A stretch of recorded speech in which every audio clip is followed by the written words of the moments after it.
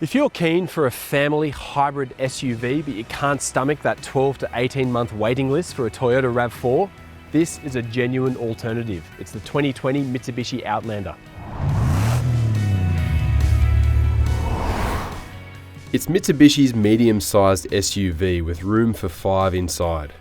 And while everyone has gone a bit crazy for the hybrid RAV, it's worth remembering that Mitsubishi did beat Toyota to the punch for an affordable, efficient and green family SUV back in 2013. The Outlander plug-in hybrid is available in 2 specifications. Prices start at $59.90 drive away for the ES and go up to $59,990 drive away for the Exceed. There are a few key differences to point out with this Outlander. It's a plug-in hybrid vehicle is number one. That means you can plug this thing in when you get home and charge up those electric batteries. It's also got a bona fide electric vehicle range. You can drive around 54 kilometers according to the NEDC cycle without using that petrol engine under the bonnet. That's not really a long way, but imagine if your commute is 20 odd kilometers, then theoretically you can drive to and from work without burning a skerrick of petrol.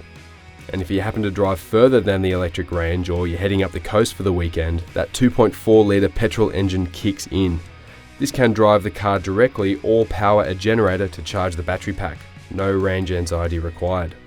Mitsubishi claims the Outlander PHEV has a combined fuel consumption cycle of just 1.9 litres per 100 kilometres.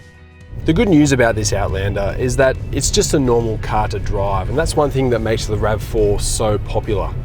There's an electric motor up the front, there's an electric motor at the back, and there's a petrol engine, but there's a pretty trick transaxle setup there which helps use all of those at different times.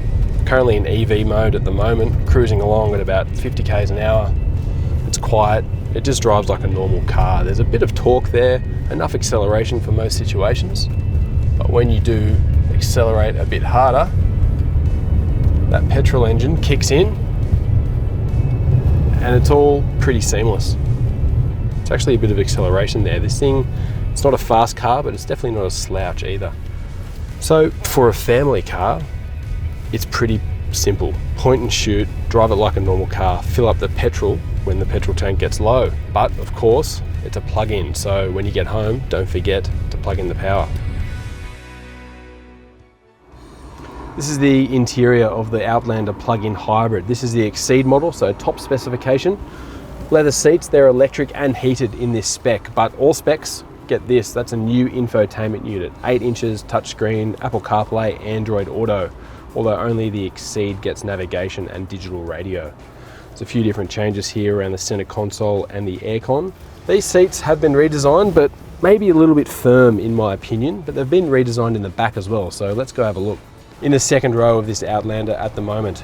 That's my driving position up front there at the moment. As you can see, there's lots of leg room, fair bit of headroom too, even a bit of toe room.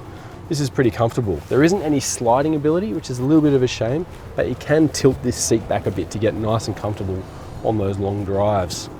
Air vents, 2 USB points there as well. And it's worth noting this seating position is a little bit high, so you've got good visibility, feels airy, and I think kids would appreciate that.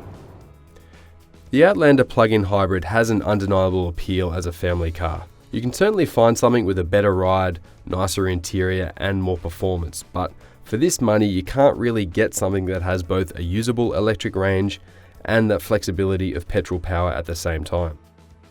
It's not going to suit everyone, this car, but for some, those potential benefits of the plug-in electric driveline is a real ace up its sleeve.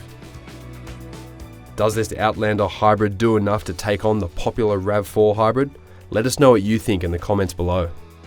Head over to caradvice.com to read the full review, and of course don't forget to hit that like button and subscribe to our YouTube channel for all the latest and greatest in car news and reviews.